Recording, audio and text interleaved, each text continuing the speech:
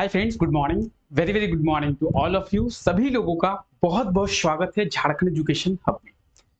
मैं हूं आपका जीएस एजुकेटर रितेश और आप लोग मेरे साथ हैं झारखंड करेंट अफेयर्स के इस धमाकेदार और ताजा तरीन सेशन में। आज है 10 जुलाई और सुबह 5 बजे ये क्लास हो रही है। सुबह 5 बजे हम लोग झारखंड के डेली करेंट अफेयर्स के बारे में देख रहे हैं।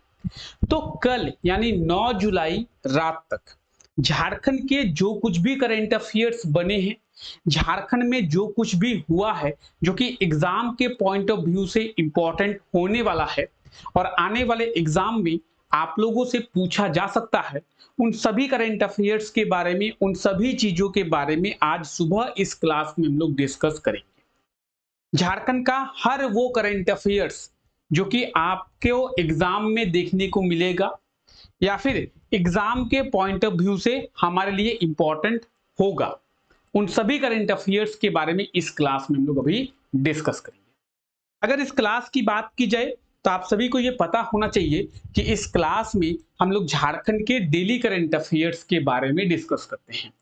क्लास रोजाना सुबह 5 बजे होता है और आप चाहे झारखंड के किसी भी एग्जाम की तैयारी कर रहे हैं, ये क्लास आपके लिए बहुत ज्यादा बेनिफिशियल रहने वाला है। चाहे आप जेपीएससी की, जेएसएससी की, झारखंड पीजीटी की, सहायक आचार्य की, एक्साइज कांस्टेबल की, झारखंड पुलिस की, कोई सा भी एग्जाम जिसकी आप तैयारी कर रहे हैं, उन सभी एग्जाम्स के लिए ये क्लास बेनिफिशियल रहने वाला है। इस क्लास में हम लोग झारखंड के करंट अफेयर्स के बारे में तो डिस्कस करते ही हैं। क्यों? क्योंकि ये झारखंड के करंट अफेयर्स का क्लास है, लेकिन साथ ही साथ हम लोग झारखंड के स्टैटिक जीके और झारखंड के करंट अफेयर्स के इंपॉर्टेंट फैक्ट्स को आपस में रिलेट करते हुए चलते हैं, ताकि आप बहुत ही कन्वीनियंट वे में, आप बहुत ही इजी तरीके से सभी करंट अफेयर्स को समझ जाएं। यानी आप इस क्लास में करंट अफेयर्स के साथ साथ स्टैटिक जीके को भी समझ पाएंगे और करंट अफेयर्स से रिलेटेड उनके इंपॉर्टेंट फैक्ट्स को भी आप आसानी से समझ पाएंगे। अब जो भी मेरे ऐसे साथी हैं जो इस क्लास को पहली बार देख रहे हैं, आप में से बहुत कोई होंगे जो इस क्लास को पहली बार देख रहे हैं, हमारे चैनल पे पहली बार विजिट किए हैं, तो सबसे पहले मैं उन्हें बता दूं कि इस क्लास में हम लोग करते क्या हैं। इस क्लास में सबसे पहले हम लोग झारखंड के इंपॉर्टेंट करंट अफेयर्स के बारे में डिस्कस करते हैं। जब हम लोग झारखंड के सभी करंट अफेयर्स को समझ चुके होंगे, जब हम झारखंड के सभी करंट अफेयर्स को आसानी से समझ जाएंगे, उसके बाद उन करंट अफेयर्स से रिलेटेड कुछ क्वेश्चंस को हम लोग देखते हैं। क्यों देखते हैं? ताकि आपको ये समझ में आए कि आप जिन करंट अफेयर्स के बारे में डिस्कस किए, क्या उनसे रिलेटेड क्वेश्चंस के आंसर आप दे पा रहे हैं। अगर उन करंट अफेयर्स से रिलेटेड एग्जाम में क्वेश्चंस आप लोगों से पूछा जाए तो क्या आप उनके आंसर्स दे पाएंगे, तो उनके बारे में कुछ लास्ट में इंपॉर्टेंट क्वेश्चंस को भी देखते हैं। चलिए आज के इस क्लास को शुरू करते हैं और आज का हमारा पहला करंट अफेयर है कि हाल ही में झारखंड सड़क परिवहन मंत्रालय के द्वारा एक रिपोर्ट जारी किया गया है। ठीक है, क्या रिपोर्ट जारी किया गया है, इस रिपोर्ट में क्या कहा गया है, आइए उन बातों के बारे में डिस्कस करते हैं। बात करेंगे झारखंड परिवहन मंत्रालय की, तो झारखंड परिवहन मंत्रालय के द्वारा एक रिपोर्ट जारी किया गया है और इस रिपोर्ट के अनुसार सड़क दुर्घटना में यानी रोड एक्सीडेंट में रांची जो है वो पहले स्थान पर है। यानी अगर आपसे पूछा जाए कि 2024 में झारखंड के किस शहर में सबसे ज्यादा सड़क दुर्घटना हुई है, तो झारखंड के रांची में सबसे ज्यादा सड़क दुर्घटना यानी रोड एक्सीडेंट हुआ है। ठीक है, अब आइए इसके बारे में प्रॉपर डिटेल में डिस्कस करते हैं। अगर हम लोग बात करते हैं झारखंड परिवहन विभाग की, तो रिसेंटली झारखंड परिवहन मंत्रालय या फिर झारखंड परिवहन विभाग के द्वारा एक रिपोर्ट जारी किया गया है। 2024 में रोड एक्सीडेंट का रिपोर्ट है ये, और 2024 में जितने भी रोड एक्सीडेंट हुए हैं, उन सभी रोड एक्सीडेंट में रांची में सबसे ज्यादा हुआ है। अब रांची में सबसे ज्यादा हुआ है तो रांची में रोड एक्सीडेंट कितने हुए हैं? 322 रोड एक्सीडेंट जो है वो रांची में हुआ है और इन 322 रोड एक्सीडेंट में 237 लोगों की मौत हुई है, जबकि 229 लोग जो है वो घायल हो गए हैं। 322 सड़क दुर्घटना हुई है, रोड एक्सीडेंट हुई है, जिसमें 237 लोग मर गए हैं, 237 लोगों की मौत हो चुकी है और 229 लोग जो है वो घायल हो चुके हैं। क्लियर है? अगर बात करें दूसरे नंबर की, तो धनबाद जो है इसमें दूसरे नंबर पर आता है। धनबाद में 162 रोड एक्सीडेंट हुए हैं, जिसमें से 91 लोगों की मौत हो चुकी है और 71 लोग जो है वो इस रोड एक्सीडेंट में घायल हुए हैं। तीसरे स्थान की बात करेंगे, जमशेदपुर तीसरे स्थान पर है। 148 जो है रोड एक्सीडेंट जमशेदपुर में हुआ है, जिसमें से 109 लोगों की मौत हुई है और 101 लोग जो है वो जमशेदपुर में रोड एक्सीडेंट से घायल हुए हैं। गिरिडीह में 146 रोड एक्सीडेंट हुए हैं और उन 146 रोड एक्सीडेंट में 107 लोगों की मृत्यु हो गई है और 88 लोगों जो है वो घायल हो चुके हैं। तो रोड एक्सीडेंट का रिपोर्ट आप समझ पाए, अगर एग्जाम में आप लोगों से पूछा जाए कि रिसेंटली झारखंड परिवहन मंत्रालय के द्वारा जारी रिपोर्ट में झारखंड के किस शहर में सबसे ज्यादा सड़क दुर्घटनाएं हुई है, तो झारखंड के रांची शहर में सबसे ज्यादा सड़क दुर्घटना हुई है। झारखंड का दूसरा शहर जहां पे सबसे ज्यादा सड़क दुर्घटना हुई है तो वो है धनबाद। अच्छा, अगर आपसे क्वेश्चंस को घुमा के इस तरीके से पूछा जाए कि सड़क परिवहन मंत्रालय के द्वारा जारी रिपोर्ट में 2024 में किस शहर में सड़क दुर्घटना में सबसे ज्यादा मृत्यु हुई है, तो सबसे ज्यादा मृत्यु कहां पे हुई है, वो भी रांची में ही हुई है, आप देख सकते हैं।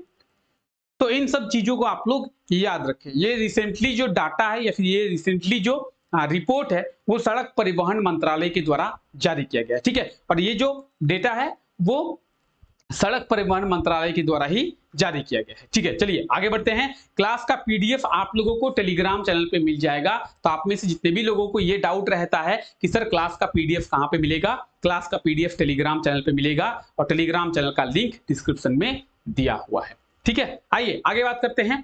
हाल ही में प्रसार भारती के द्वारा झारखंड के देवघर जिले में एक रेडियो स्टेशन और दूरदर्शन केंद्र को खोला जाएगा। किसके द्वारा? प्रसार भारती। प्रसार भारती आप लोग देखे होंगे प्रसार भारती के बारे में। तो प्रसार भारती के द्वारा झारखंड के किस जिले में, तो झारखंड के देवघर जिले में क्या खोला जाएगा? एक रेडियो स्टेशन खोला जाएगा और दूरदर्शन केंद्र जो है वो खोला जाएगा, ठीक है। तो रेडियो स्टेशन और दूरदर्शन केंद्र प्रसार भारती के द्वारा कहां पे खोला जाएगा? देवघर जिले में खोला जाएगा। अगर देवघर की बात करेंगे तो आप सभी को ये पता होना चाहिए कि देवघर को हम लोग झारखंड की रिलीजियस कैपिटल के रूप में समझते हैं। देवघर को झारखंड की रिलीजियस कैपिटल कहा जाता है, यानी झारखंड की धार्मिक राजधानी। साथ ही साथ देवघर को झारखंड की कल्चरल कैपिटल के रूप में भी जाना जाता है, यानी झारखंड की सांस्कृतिक राजधानी। तो एग्जाम में क्वेश्चन पूछा जा चुका है कि झारखंड की धार्मिक राजधानी के रूप में किस शहर को जाना जाता है, तो झारखंड की धार्मिक राजधानी के रूप में देवघर को जाना जाता है। झारखंड की सांस्कृतिक राजधानी के रूप में किस शहर को जाना जाता है, तो झारखंड की सांस्कृतिक राजधानी के रूप में भी देवघर को ही जाना जाता है, यानी religious capital and cultural capital of Jharkhand क्या होगा? देवघर। क्लियर है? चलिए आगे बढ़ते हैं। और आप देखेंगे रिसेंटली जो है वो झारखंड कैबिनेट का विस्तार हुआ है।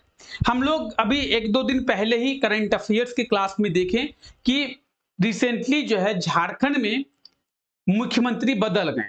चंपाई सोरेन झारखंड के मुख्यमंत्री थे और चंपाई सोरेन की जगह झारखंड के मुख्यमंत्री बने हैं कौन? हेमंत सोरेन। हेमंत सोरेन जब झारखंड में मुख्यमंत्री बने हैं तो उन्होंने अपने अनुसार कैबिनेट का विस्तार किया। आप बोलेंगे सर मतलब मान लीजिए कि आप जो है वो एक रूम रेंट लिए। आप बोलेंगे ठीक सर, हम रांची आए पढ़ने के लिए, रांची में एक रूम रेंट पे लिए। आपके पहले भी उस रूम पे कोई रहता होगा, तो वो अपने अनुसार रूम को सजाया होगा। आप जब उस रूम को रेंट पे लेंगे तो आप अपने अनुसार उस रूम को सजाएंगे कि मेरा टेबल यहाँ पे रहेगा, मेरे बुक्स वहां पे रहेंगे, मेरी कॉपी यहाँ पे रहेगी, मैं खाना यहाँ पे बनाऊंगा, मेरा बेड जो है वो यहाँ पे रहेगा। तो आप अपने अनुसार डेकोरेट करेंगे अपने रूम को। आप बोलेंगे हाँ सर। तो उसी तरीके से चंपाई सोरेन जब झारखंड के मुख्यमंत्री थे तो वो अपने अनुसार कैबिनेट को चलाते थे। अब जो है वो हेमंत सोरेन झारखंड के मुख्यमंत्री बने तो वो अपने अनुसार कैबिनेट का विस्तार किए हैं, ठीक है। कैबिनेट का विस्तार हुआ है, लेकिन हमारे लिए कैबिनेट के विस्तार से जानने से ज्यादा इंपॉर्टेंट है कि इस कैबिनेट में झारखंड का शिक्षा मंत्री बनाया गया है बैद्यनाथ राम को। ये आप झारखंड के राज्यपाल के साथ एक व्यक्ति को देख रहे हैं और ये व्यक्ति है बैद्यनाथ राम, और इन्हें जो है वो झारखंड का शिक्षा मंत्री बनाया गया है। तो आप इस चीज को याद रखें। अच्छा, आप में से कई लोगों के मन में ये डाउट होगा कि सर बैद्यनाथ राम को अगर अभी झारखंड का शिक्षा मंत्री बनाया गया तो इसके पहले झारखंड के शिक्षा मंत्री कौन थे? देखिए, जब जगन्नाथ महातो जीवित थे तो जगन्नाथ महातो झारखंड के शिक्षा मंत्री थे। आप सभी को पता होगा जगन्नाथ महातो झारखंड के शिक्षा मंत्री थे। जब जगन्नाथ महातो की मृत्यु होती है तो उसके बाद झारखंड के मुख्यमंत्री के पास ही वो मंत्रालय रहता है, यानी झारखंड के मुख्यमंत्री ही झारखंड के शिक्षा मंत्री होते हैं। इसके पहले हेमंत सोरेन जब मुख्यमंत्री थे तो वही झारखंड के शिक्षा मंत्री थे, और उसके बाद चंपाई सोरेन जब मुख्यमंत्री थे तो वही झारखंड के शिक्षा मंत्री थे। ठीक है, अभी बैद्यनाथ राम को झारखंड का शिक्षा मंत्री बनाया गया है। तो अगर एग्जाम में आप लोगों से पूछा जाए कि झारखंड का शिक्षा मंत्री किसे बनाया गया है, तो झारखंड का शिक्षा मंत्री बनाया गया है बैद्यनाथ राम को। या फिर क्वेश्चन को अगर घुमाया जाएगा तो किस प्रकार से पूछा जाएगा कि रिसेंटली किसे झारखंड का शिक्षा मंत्रालय दिया गया है, तो बैद्यनाथ राम को झारखंड का शिक्षा मंत्रालय जो है वो दिया गया है। इस चीज को आप लोग याद रखेंगे। ठीक है, चलिए अगर बात करें झारखंड कैबिनेट की, तो आप ये झारखंड कैबिनेट के 12 मंत्रियों को देख सकते हैं। बस इन्हें छोड़ दे, ये झारखंड के राज्यपाल हैं। तो आप झारखंड कैबिनेट के 12 मंत्रियों को देख सकते हैं। ठीक है, झारखंड कैबिनेट में कितने मंत्री हैं? 12 मंत्री हैं। आइए बात करते हैं इन 12 मंत्रियों के बारे में। तो ये 12 मंत्रियों के बारे में आप देख सकते हैं। अगर आपके मन में क्वेश्चन आ रहा होगा कि सर झारखंड कैबिनेट में मैक्सिमम कितने लोगों को मंत्री बनाया जा सकता है? अभी तो सर आप कह रहे हैं कि झारखंड कैबिनेट में 12 मंत्री हैं, और सर हम यहाँ पे झारखंड कैबिनेट के 12 मंत्रियों को देख रहे हैं। ठीक है सर, तो अगर बात करें सर झारखंड कैबिनेट में मैक्सिमम कितना मंत्री बनाया जा सकता है सर, चलिए इसका आंसर हम लोग ढूंढते हैं। देखिए, ये आप देख सकते हैं झारखंड का मैप, और झारखंड का ये जो मैप है झारखंड विधानसभा में बांटा गया है। अगर हम लोग बात करें झारखंड विधानसभा की, तो झारखंड विधानसभा में कितनी सीटें हैं टोटल? झारखंड विधानसभा में टोटल 81 सीटें हैं। ठीक है, झारखंड विधानसभा में कितनी सीटें हैं? 81 सीटें। अगर एग्जाम में आप लोगों से पूछा जाए कि झारखंड विधानसभा में कितनी सीटें हैं, तो झारखंड विधानसभा में कुल 81 सीटें हैं। किसी भी राज्य की जो विधानसभा होती है, उस विधानसभा का 15% जो है वो झारखंड कैबिनेट में मंत्री बन सकता है। कितना? 15%, 50%। अगर हम लोग 81 का 15% निकालेंगे तो मोटा मोटा ये 12 निकलेगा। तो अगर झारखंड कैबिनेट की बात करेंगे तो झारखंड कैबिनेट में मैक्सिमम 12 मंत्री हो सकते हैं। किसी भी राज्य के विधानसभा का 15% सदस्य ही कैबिनेट में जगह ले सकता है, या फिर कैबिनेट में सदस्यता मिल सकती है। तो किसी भी राज्य के कितने परसेंट मेंबर को? 15% मेंबर को। झारखंड विधानसभा में कितनी सीटें हैं? झारखंड विधानसभा में 81 सीटें हैं, और इसका 15% निकलता है 12। तो झारखंड कैबिनेट में मैक्सिमम 12 मंत्री हो सकते हैं। आप लोगों से पूछा अगर जाए एग्जाम में कि झारखंड विधानसभा में कितने सदस्य हैं, तो 81 सदस्य हैं, और झारखंड कैबिनेट में कुल कितने सदस्य हो सकते हैं? तो 12 सदस्य हो सकते हैं। ठीक है, हम लोग बात करें बैद्यनाथ राम की, तो ये आप बैद्यनाथ राम को यहाँ पे देख रहे हैं, और आप यहाँ पे भी डिटेल में देखेंगे तो ये आपको बैद्यनाथ राम दिखेंगे, और इन्हें जो है झारखंड का शिक्षा मंत्रालय दिया गया है। हालांकि आप झारखंड के 12 मंत्रियों के बारे में आप यहाँ पे देख सकते हैं। आइए थोड़ा डिटेल में डिस्कस करते हैं। अगर बात करें झारखंड के 12 मंत्रियों की, तो झारखंड के 12 मंत्रियों में से एक मंत्री तो कॉमन है। कौन? झारखंड के मुख्यमंत्री हेमंत सोरेन। तो फिलहाल हम लोग हेमंत सोरेन की बात नहीं करते हैं, क्योंकि आप सभी को पता है हेमंत सोरेन झारखंड के मुख्यमंत्री हैं। हम लोग बात करेंगे चंपाई सोरेन की, तो चंपाई सोरेन को आप देख सकते हैं, ये झामुमो पार्टी के हैं, यानी जेएमएम पार्टी के हैं। और बात करेंगे इनके विधानसभा क्षेत्र की, तो किस विधानसभा क्षेत्र से ये विधायक बने हैं? सरायकेला विधानसभा क्षेत्र से, आपको ये याद होना चाहिए। दीपक बिरुवा, इन्हें भी आप लोग जानते होंगे, ये भी जेएमएम पार्टी से हैं, और ये भी जो है पहली बार कब? 2024 में इन्हें मंत्रालय दिया गया है, पहली बार। दीपक बिरुवा। हाफिजुल हसन को आप पहले से जानते होंगे। उसके बाद हम लोग बात करेंगे हाफिजुल हसन के बाद बेबी देवी, ठीक है, मिथिलेश ठाकुर, बैद्यनाथ राम जिन्हें झारखंड का शिक्षा मंत्री बनाया गया है, बन्ना गुप्ता आप इन्हें भी जानते होंगे, रामेश्वर ओरांव झारखंड के वित्त मंत्री हैं, फाइनेंस मिनिस्टर, इन्हें भी आप जानते होंगे, इरफान अंसारी, दीपिका पांडे और सत्यानंद भोक्ता। ठीक है, अगर हम लोग बात करें झारखंड कैबिनेट की, झारखंड कैबिनेट में 3 लोगों को नया शामिल किया गया है। अब ये 3 लोग कौन कौन है आप यहाँ पे देख सकते हैं। 3 लोग कौन कौन है आप यहाँ पे देखेंगे। बैद्यनाथ राम, इन्हें झारखंड कैबिनेट में पहली बार शामिल किया गया है। बात करेंगे इरफान अंसारी, इन्हें भी झारखंड कैबिनेट में पहली बार शामिल किया गया है। और दीपिका पांडे सिंह, इन्हें भी झारखंड कैबिनेट में पहली बार शामिल किया गया है। तो इस बार जो झारखंड कैबिनेट में 12 सदस्य आपको देखने को मिल रहा है, उन 12 सदस्यों में से 3 ऐसे सदस्य हैं जिन्हें झारखंड कैबिनेट में पहली बार शामिल किया गया है। ठीक है, तो आप ये झारखंड कैबिनेट के 12 सदस्यों को देख सकते हैं। ठीक है, क्लियर। बैद्यनाथ राम को आप लोग याद रखेंगे, बैद्यनाथ राम को झारखंड का शिक्षा मंत्री बनाया गया है। ठीक है, चलिए आगे बढ़ते हैं। उत्तराखंड में आयोजित किया गया, क्या उत्तराखंड में आयोजित किया गया? 17वीं सब जूनियर नेशनल कुश्ती प्रतियोगिता, वो भी अंडर 17। ठीक है, कहां पे? उत्तराखंड में, यूके में। अब उत्तराखंड में अंडर 17 जूनियर नेशनल कुश्ती प्रतियोगिता का आयोजन किया गया, जिसमें झारखंड के 4 खिलाड़ियों ने पदक प्राप्त किया है। झारखंड के कितने खिलाड़ियों ने? 4 खिलाड़ियों ने। और झारखंड के 4 खिलाड़ियों ने जो पदक प्राप्त किया है, उनमें से 2 खिलाड़ियों ने गोल्ड मेडल प्राप्त किया है। तो ये 2 खिलाड़ी कौन कौन है? विकास कश्यप और आदित्य कुमार। एक खिलाड़ी रंजीत कुमार ने सिल्वर मेडल यानी रजत पदक प्राप्त किया है, और स्नेहा कुमारी ने ब्रॉन्ज यानी कांस्य मेडल जो है वो प्राप्त किया है। तो अगर हम लोग बात करें कि अंडर 17 जूनियर नेशनल कुश्ती प्रतियोगिता जिसका आयोजन उत्तराखंड में किया गया था, इसमें झारखंड को कुल कितने पदक मिले हैं? तो इसमें झारखंड को कुल 4 पदक मिले हैं, जिसमें से 2 जो है वो गोल्ड है, 1 जो है वो सिल्वर और 1 जो है वो ब्रॉन्ज मेडल है। तो टोटल कितने? 4 medal. Total number of medal 4, 2 gold, 1 silver, 1 bronze. ठीक है, विकास कश्यप और आदित्य कुमार ने गोल्ड मेडल प्राप्त किया है। रंजीत कुमार की बात करेंगे, इन्होंने सिल्वर मेडल प्राप्त किया है। स्नेहा कुमारी की बात करेंगे तो इन्होंने ब्रॉन्ज मेडल जो है वो प्राप्त किया है। क्लियर है? चलिए, तो आज कुछ ये करंट अफेयर्स थे जिनके बारे में अभी हम लोग डिस्कस किए। आई होप तो आपको करंट अफेयर्स समझ में आया होगा। अब आइए इनसे रिलेटेड कुछ क्वेश्चंस के बारे में देखते हैं। अब सबसे पहला क्वेश्चन है कि हाल ही में परिवहन मंत्रालय के द्वारा जो रिपोर्ट जारी किया गया है, उसके अनुसार वर्ष 2024 में झारखंड के किस शहर में सबसे ज्यादा सड़क दुर्घटना हुई है? अब बताएंगे आप लोग क्या होगा सही आंसर। परिवहन विभाग के द्वारा या फिर परिवहन मंत्रालय के द्वारा, ट्रांसपोर्टेशन मिनिस्ट्री के द्वारा जो रिपोर्ट अभी पब्लिश किया गया है, उस रिपोर्ट के अनुसार इस वर्ष 2024 में किस शहर में सबसे ज्यादा रोड एक्सीडेंट जो है वो झारखंड में हुआ है? झारखंड के किस शहर में? क्या होगा सही आंसर? रांची, धनबाद, जमशेदपुर, बोकारो। तो अभी बताया गया आप लोगों को क्या होगा सही आंसर? रांची। रांची में सबसे ज्यादा क्या हुआ है? सड़क दुर्घटना हुई है। चलिए आगे बात करते हैं।